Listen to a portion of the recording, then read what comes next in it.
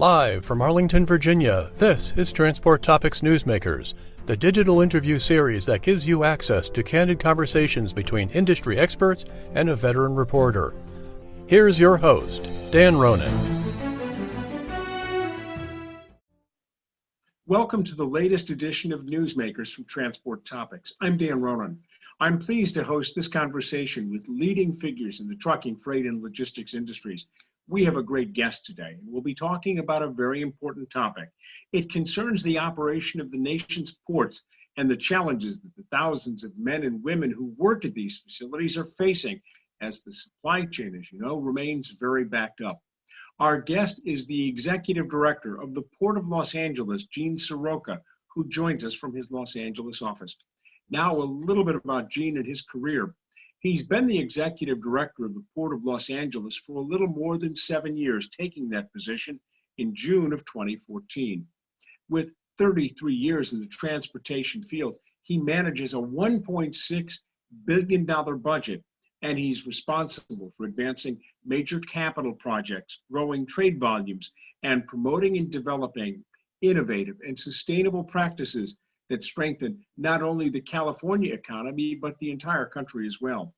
Gene, first off, right off the bat, I want to get a general assessment or an outlook from you how the Port of Los Angeles is doing as this pandemic, thankfully, is finally starting to show some signs of receding.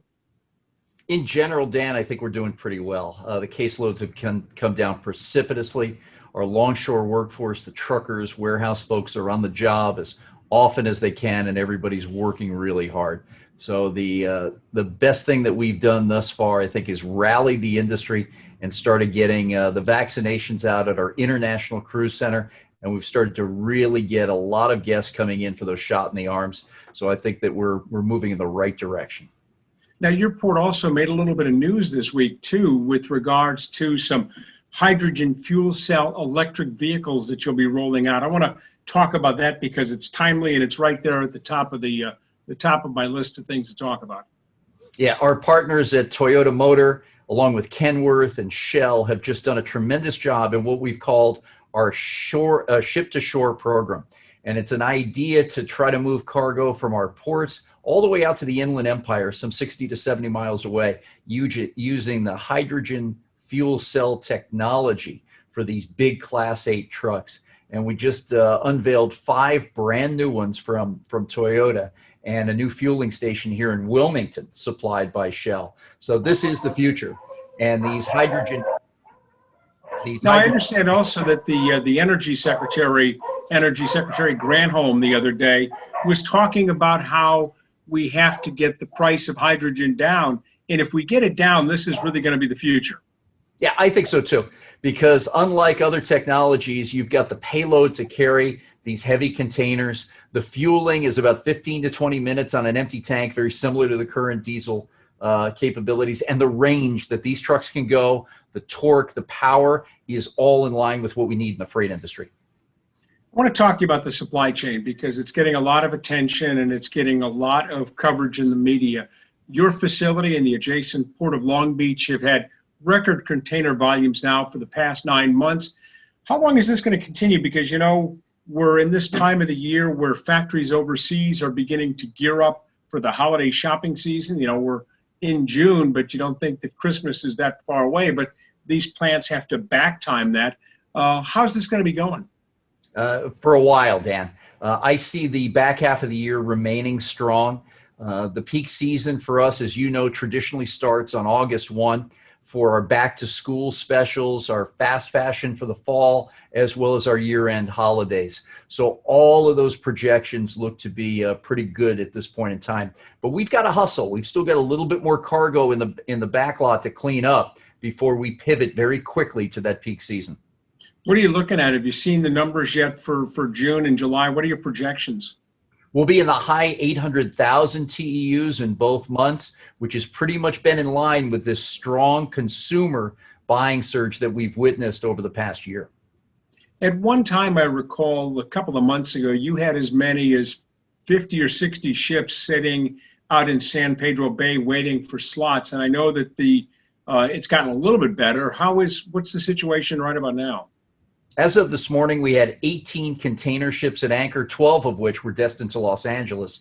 And just last Monday, we were down to 11 ships. So we've cut this backlog more than half, almost to 2/3 at one point. We've got another 13 ships on the way over the next 3 days. So we continue to chip away at these ships at anchor. They're sitting for less time as well. The ships are now idling for about 5 days, where at the peak they were up over 8 days before coming into the port. So all the metrics along with the dwell time of containers are trending in the right direction. I want to go back to COVID for a couple of minutes, because this is going to be a story that defines, I think, the next 10 or 15 years in terms of just the scope of what's happened. You had a time where at the port you had a large number of workers that were out, that either been exposed to COVID or that were ill themselves. As you said, there's a lot more that have gotten shots and the like, but at one point you were pretty short-handed, weren't you? Well, we were very concerned, and with everything that we've done here in Los Angeles, from setting up Logistics Victory LA to get PPE out to our medical workers and all the efforts we made around testing, we, like many others, saw a spike in COVID cases as we came out of Thanksgiving and the year-end holidays. And it hit us especially hard in the month of January, Dan. You may remember we had about 800 workers out that were either, as you say, sick, isolating, or just scared to go to work. And we had more COVID cases in that month of January here in Southern California than we did all of last year for our longshore dock workers since the virus was diagnosed in early March. But so things have gotten a lot better. Yeah, we've leveled off. And in one respect, because our tarmacs are so full, we're not hiring as many workers as we normally did. So even though we had about 6 or 7% of the workforce out sick, we still had plenty of others in both skilled and apprenticeships to be able to cover the work. But we made a lot of noise, and we tried to stay out in front of this as early as December to rally vaccinations for these and other port workers, because if we got this out of control, there was going to be no turning back. And I'm glad that we stepped out in front as quickly as we did. You also had, for a time there, didn't you have a Coast Guard, one of the ships that was there docked in the port to assist with medical and the like, didn't you as well? Yeah, early on in March of 2020, thanks to Governor Gavin Newsom here in California, we brought in the United States Navy ship Mercy, an 800-bed floating hospital with a critical care unit of about 90 beds. And the idea there, Dan, was to relieve some of the pressure off the landside hospitals, except non-COVID-19 patients, so they could really get to the work of protecting those that were ill ashore. And it worked miraculously. We sent that vessel back off later on, but it really fit the bill in the event that we saw the spiking at our landside hospitals take off out of control.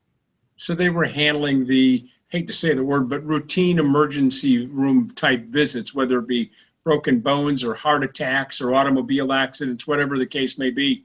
Those were the patients that were going there. Is that correct? That's exactly what the plan was. Correct. Let's talk about the state of the economy. There's a lot of discussion about it right now.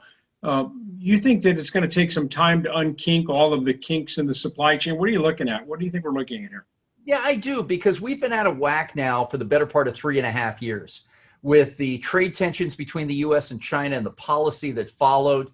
Exports have dropped in a major way. In fact, we've been down here in Los Angeles 27 of the last 30 months on the export side of the business. 3 real causals: the trade policies, the strength of the U.S. dollar, which is good for us in many ways, but not in international forums, and the more recent phenomenon of the liner shipping companies evacuating empty containers to get to the next round of imports, foregoing American exports. That's on one side. The other was a very choppy import market, one trying to get those boxes in with the goods before tariff milestones. A lot of people forget, but back in the fourth quarter of 2019, before the last milestone event of the tariffs, our business dropped by 16%. And the outlook for the year 2020 pre-COVID was very tepid. And then everything changed in about the summertime of 2020 and continues to pick up, fueled by us as U.S. consumers. In fact, internet sales have doubled over the last year to levels that it took 10 years to grow within that community. And we're seeing this kinks in the supply chain in stores and the like. If you go online and order something, buy something, often it may take longer than expected to get it here because it might be coming out a ship from somewhere in Southeast Asia, and those ships may be sitting out in San Pedro Bay for a while. That's right. And really, when we boil it down after studying this very closely, we haven't been spending money in the service sector. So we haven't been flying on airplanes, going to ball games. We haven't gone to the movies until recently. And all of our discretionary income was going to the tangible retail good. We bought more than ever as an American consuming society. So sure, it was tough to keep certain things in stock. Golf and tennis boom has been rejuvenated because these were individual outdoor sports that we could either enjoy or, in my case, go back to after a number of years away because our gyms were closed. And so, what's your handicap? Yeah, I'm sitting at about a 13 right now, but it's going up as I get out there a little bit more on the weekends. So I've got to improve quite a bit. But that's all in the mix, Dan, as you rightly say, that we've been buying a lot. We've diverted money from other sectors. And so I see the balance of this year being strong. But Q1 of 22, as more and more of our economy is open, more of us feel comfortable getting back out into the service sector and traveling, we'll see a little bit of a difference. I don't think we go off a shelf, but we'll see a more moderate import flow in the future. Yeah, I was going to ask, are you concerned about this level of imports far outpacing the exports? I mean, I look at your numbers at Los Angeles and the other ports. The numbers are really, there's a big difference between imports and exports. Yeah, we're about 4.4 to 1 on import to export ratio, which is the widest gap we've seen in some time. And it puts a lot of strain on the asset owning service providers. These ships, as they finish their work and head back to Asia, there is another one behind them, some 3 miles away. We don't have the luxury of a couple of days or 18 hours in between vessel calls to groom the yards and get our workers prepared for the next vessel coming in. It's a successive call of these ships that's putting tremendous strain on our truck drivers to try to get their round trips going, to the Western railroad providers to get the crews, engine power, and car capacity back in that quick pace. And they're just not doing it because it's moving in a much different direction. Balanced trade, or at least in a semblance of balance, is a lot better to keep these round trip economic flows going. I talked to an economist a couple of weeks ago, and he said that there's an estimated $6 trillion that Americans have saved during the pandemic. $6 trillion. I mean, it's a staggering amount of money. And that this is going to fuel a buying spree that's going to continue for quite some time and keep the economy humming along for quite some time. He's convinced that, yeah, we'll go back to the movies, the ballparks, we'll take vacations, we'll do all of those things that we didn't do, but people have changed their buying habits permanently, and that means that places like yours, Port of Los Angeles, Long Beach, Savannah, whatever it may be, that they're going to be busy for a long time. I think so too. And it's the ease of buying, which we've come to learn during this pandemic. Using our phones or our tablets to buy products online, that's been proven. And also for our retailers, the ability to swing by the store, pick up our bag, and go on our way without long lines inside to buy our goods. So that's going to be with us for some time. And for us in the port business and supply chain partners, it's that omni-channel distribution method that we really have to hone in on to segment away from traditional methods of distribution and focus on how we get through fulfillment centers, onto the carriers, and to the front doorsteps or pickup locations for the American consumer. We got to get better at that. Part of it's going to be through digitization, which we've advocated for some time here in Los Angeles. Explain that. Go a little bit more in depth. Well, what we thought from the last round of congestion in the wintertime of 2014 and 15 was that if we had an earlier line of sight as to the cargo coming our way, we could better position our land-based assets as well as our talent to field all that cargo coming in. So we developed the Port Optimizer in conjunction with General Electric Transportation, a Wabtec company, and the United States Customs and Border Protection. Today, we have a line of sight going out as far as 40 days to see all the cargo that's coming at us and the ability to segment it, move it around, and telegraph this to the supply chain community. We need more people to upload into this system and get onto it with us. But we've got something really special happening here. So you know when a ship is scheduled all the way overseas, long before it's scheduled to make that long trip across the ocean, you've got it targeted when it'll get here, what the timing is, and following, much like we follow on websites like Flight Aware of airplanes, you're following cargo ships.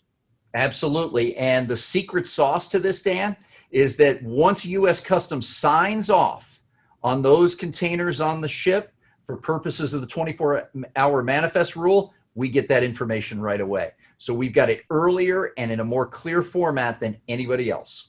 So no one's showing up and surprising you with a container ship. You have knowledge of it. You know the cargo. You know what you're needing in terms of manpower to load and unload, which berth to send it to, which crane. That's all worked out long on this side. That's exactly the idea. Now we just need more people to join us. And as you know, I've called for a national system that looks like this, not from a regulatory standpoint, but think of it as a heat map.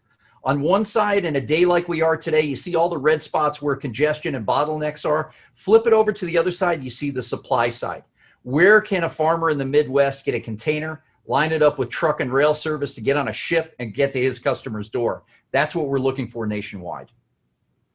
I'm going to throw you an easy question here because I think that the men and women who have done all the work during the pandemic deserve to hear from you and others in leadership roles.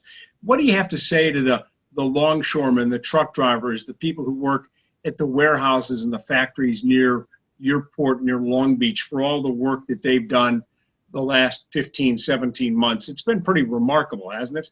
It's been absolutely inspiring. And I am forever indebted to the men and women that work in and around our port complex and on our docks. I'll give you a couple of examples. The longshore men and women have been averaging 5.5 to 6 days a week. And there are guys I run into as I'm going to get a sandwich here in San Pedro that say they've been on the job 7 days a week. The leadership of the International Longshore and Warehouse Union have been working with us day in and day out on safety protocols, productivity enhancements, and the ability to keep driving this nation's largest gateway. Please remember, the cargo that traverses our port reaches each and every one of the 435 congressional districts in the country, and that is not lost on the dock workers in Southern California. The truck drivers, who are mainly independent, came to us in droves to get shots because they wanted to get out there and keep moving the cargo. Same with the warehouse folks. From the shores of the Pacific to the Mojave Desert, we boast the largest warehousing complex in the world at over 2 billion square feet. And those men and women answered the bell every day since last March. I know this is not in your particular area of expertise, but you follow it. But do we need more warehouses to keep the supply chain fully functional in terms of, fulfillment centers, those type of places where the truck drivers can go in, they can, pick up their cargo and be out the door, or intermodal with rail? I think this episode has shown that we do need more warehousing space. We need to segment it around what types of products and what distribution methods are needed. But also, I think we need digital connectivity. I talk about the supply chain visibility and what the Port Optimizer can do, but we've got to make sure we're talking in the same breath to the warehousing complexes as well. Even if, as we expand our hours at the Port of LA, we've got to match up with the hours of operations at these warehouses. And then in the middle, make sure our truckers can connect either side of us. So that's going to be a heavy lift, but I think we've got real willing participants and some creative minds around the technology sector. Yeah, that's something that I know there's been a lot of discussion about, but you do run into occasionally when you're talking about using land, valuable land, especially like in Southern California for warehouses and the like, you run into folks who say, I just don't want the trucks in my neighborhood. I don't want, trucks or a rail line, going right through my neighborhood or even close to it. Yeah, that's exactly right. And that's why it's such a high wire act that we're trying to perform here every day, because you want to make sure that we're great environmental stewards. This aspiration we have of being a zero emissions port by 2030 and zero emissions heavy duty trucks by 2035 is going to come to realization, but it can't not come at the cost of jobs and economic development. So we've got to thread this needle from 700 meters away all the time in figuring out what best mechanism we can pull forward. And with this new announcement from Toyota, Kenworth, and Shell on the hydrogen fuel cell trucks, that gives folks hope that even in the most densely populated areas, we can look out for their well-being and livelihoods, and at the same time create some great job opportunities. And you face, because of your Southern California location, both you and Long Beach, you face some significant environmental challenges, and you also have some very significant environmental rules because of the Air Resources Board and others that you have to abide by because you're in Southern California. It is what it is. Yeah, they're the most stringent regulators in the world. But if we can continue down this path where our programs are voluntary to the private sector partners that we work with, I think we have a chance. We can lead the world once again in migrating to zero emissions and decarbonization of the supply chain with necessary grant money and private sector investment, so long as everybody is marching in the same direction. And I think with the support of the air regulators at the state level and in the region with the South Coast Air Quality Management District, we have two agencies that are willing to work with us very closely, and I admire what they've done to date. How do autonomous vehicles figure into this operation, especially in a generally small radius, such as a port where these vehicles could operate, by a remote control 4, 5, 8 miles in a controlled area? Yeah, I think we've got two specific segments that we look at with respect to robotics. One is the truck, which has been getting a lot of technology infusion over the past decade, 12 years. Regional trucking, longer haul seems to be where the applicable protocols lie today. In and around the port where you've got a lot of turns and sharp curves to get in and out of this complex, as an example, with very little marking or signals on the ground for the detectors and sensors to pick up. I think that's a little different. In and around the port, you're still going to need that very qualified port drayage driver. On the longer haul segments, whether they be regional or going across country, the insurance companies still require a person in that vehicle at all times. So it's not going to be a displacement of job, but it's about safety and economics of the drive itself. Then shift over to the terminal operations. We've got 3 automated facilities in Southern California today, meaning that there are robotics on the marine terminals. And they move around in an automated guided vehicle distribution of cargo flow across 200, 300, 500 acres of property. There'll be one more that's announced here relatively, or has been announced, and will start operations relatively shortly. But you got to have the right configuration of land. Think of a rectangle. A big capital backer, because these technologies and types of equipment are extremely expensive. And you've got to find a way to bring labor along for a just transition. It can't be that I'm going to robotics, see you later to the longshoremen. We have protections and contracts. There are agreements on how we do this, but we've got to find a way to reskill and upskill those that may not fit into a robotic environment, because to fix one of these machines, the longshore mechanic is no longer going to carry a wrench. They're going to carry a computer to help drive that equipment into the next generation. So there's some really good ideas and some great minds around this, but we've got to be smart about it. Let's switch gears a bit in the remaining 8 minutes or so that we've got left and talk about the infrastructure situation of the nation's ports and how the ports fit into a proposed infrastructure plan being proposed by President Biden. What do you see being spent in terms of upgrades at your facility? How much money have you done, crunched the numbers and looked at this and said, we stand to gain X hundreds of millions of dollars for cranes and roads and highways and the like? Well, that's what we're looking at right now, but there's a lot to like about the American Jobs Plan. $721 billion outlined specifically for transportation in the country, $17 billion for ports and waterways. But the other areas are really intriguing to us. $174 billion for electric vehicles. If we can find a carve out for these Class 8 trucks, for the operating equipment on the terminal tarmacs, we think that's going to be intriguing and can accelerate our development to zero emissions. Second, $100 billion carve out for broadband nationwide, including rural America. Think of how that would overlay this idea of a nationwide port community system, even with a small chunk of that money going to ports who maybe haven't established themselves in the tech arena just yet. And then finally, $50 billion associated with grid resilience. You may remember last summer when we were talking and the wildfires were ripping through California, we had to shut down certain electrical lines where we could no longer operate our shoreside power for vessels to close down their engines.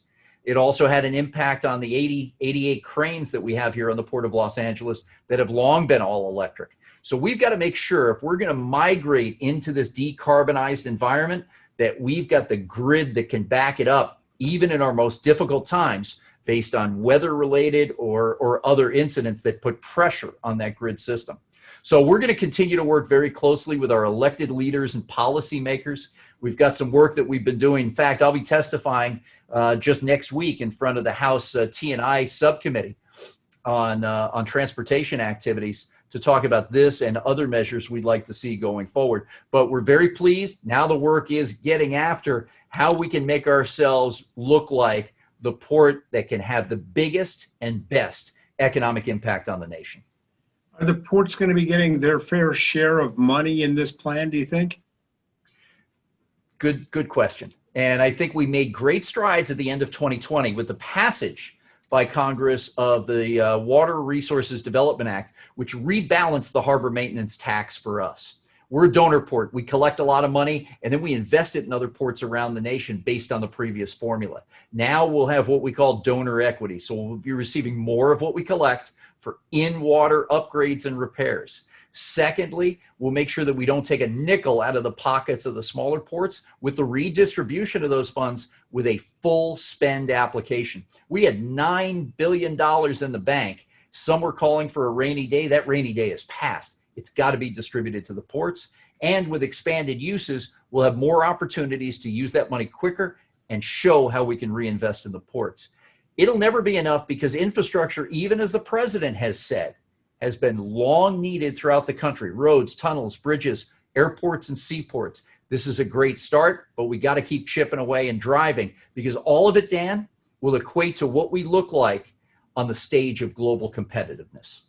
Okay, that's a great tee up to my next question. And I said at the top that you've been in the port and the shipping business for more than 30 years, 33 years or thereabouts. You lived and worked overseas for much of your career before coming back to Southern California 7 years ago. So what are some of the success stories other countries, our competitors, are doing that maybe we should be looking at to try and emulate to make our situation better? The timing of this question is great because very early this morning, I was on a conference call for broadcast with the annual meeting of the International Association of Ports and Harbors. And I'll give you those examples right off the bat. In Hamburg, Germany, my friend Jens Meyer has really developed a digital twin of the port that helps him evaluate his port's infrastructure and allows his engineers and construction crews to manage and build at a much faster pace than the human eye will allow. He's also a computer scientist by trade and has been marching down this path like we have on digitization of supply chain transportation and visibility. Over in Shanghai, when I first got there in 1999, my colleagues told me that they were going to build a 50-berth series of terminals off in the East China Sea, off of Pudong's new area down by the airport. And they were going to get it done in just a couple of years. And I looked at one of my friends and said, can they really do it that quickly? And he said, if we could build a wall, we can build anything. And sure enough, today, the Yangshan Deep Sea Port is one of the world's best-in-class port facilities, off in a hinterland, but close enough to one of the world's great cities. Down in Singapore, their ability to bring countries together through multi-country consolidation, relay of cargo, and having cargo flow from north to south and out to Southeast Asia quicker than any other port complex that handles that type of business, along with building out in the western suburbs, is going to be a sight to see. And then finally, my last stop when I lived overseas was in Dubai. And what they've done with the free trade zones, the Jebel Ali free trade zone in the Pacific, and now the build out of the new Abu Dhabi facilities, This is what connects Asia to Europe because of the great work that's been done in the United Arab Emirates. So I stay in touch with all these guys and ladies and try to just soak up all the knowledge I can to keep bringing and replicating best practices here in the United States. Are you optimistic that both in the long and short term that we can work some of these supply chain problems out and that the economy will continue to recover at a nice pace? I do, and I think the transportation has kept things moving all along. Even when everything else was shut down, we could still buy goods because of our transportation system. Worldwide, 90% of products move on water today, and that will continue. We've just got to keep learning from what happens. When you get this deluge of cargo, how can we better segment it and distribute it swifter? What policy measures can we take to make sure the American exporter is not left out of the picture, and we can have that balance of trade or the round trip economics that entice the private sector to come along with us. So I think we've learned a lot, much to do, but in the end, Dan, this is still a relationship-based business, and keeping everybody talking together at the table with similar ideas is what's going to get us to the next level. Gene, last question. Where can we find out more online about the Port of Los Angeles and the work that your team's doing?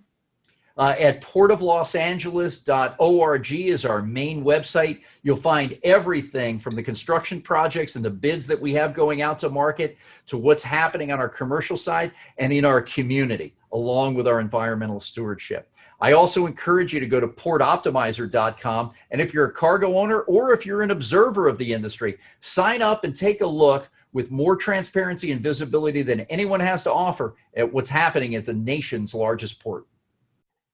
In closing, we want to thank the Port of Los Angeles and its Executive Director, Gene Seroka, for joining us here on TT Newsmakers and being so generous with his time to answer our questions. Going forward, we are planning more of these Newsmakers in the near future, and we'll have an announcement soon about when the next webcast will take place and who our guest will be. Also, this webcast will be available for on-demand viewing. Go to ttnews.com for more information, how you can watch our interview with Gene Seroka. Again, I'm Dan Ronan with Transport Topics and ttnews.com. Thank you for watching. Thank you for joining us today. For more information on future episodes, visit ttnews.com. This has been Transport Topics Newsmakers.